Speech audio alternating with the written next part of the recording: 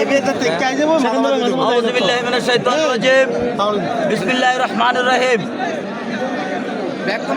আজকে 16 ডিসেম্বর মহান বিজয় দিবস। সর্বপ্রথম আমি জানাচ্ছি রাঙ্গুনি উপজেলা যুবদলের পক্ষ থেকে মহান বিজয় দিবসের শুভেচ্ছা। সংগ্রামী সাথী বন্ধুগণ, আজকে জাতির উদ্দেশ্যে একটি কথাই বলতে চাই।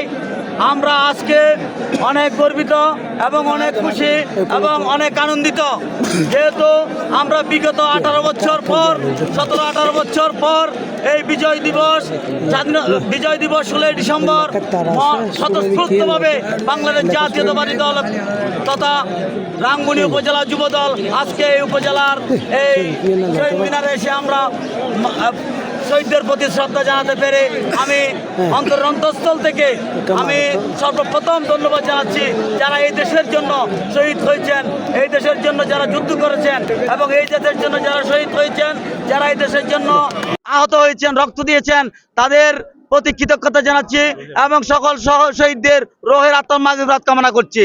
এবং তার সাথে সাথে মহান স্বাধীনতা 1971-এর মুক্তিযুদ্ধে যে সমস্ত শহীদরা এই দেশকে স্বাধীন করার জন্য প্রাণ দিয়েছেন, সকল শহীদদের আমি রোহের আত্মার মাগফিরাত কামনা করছি।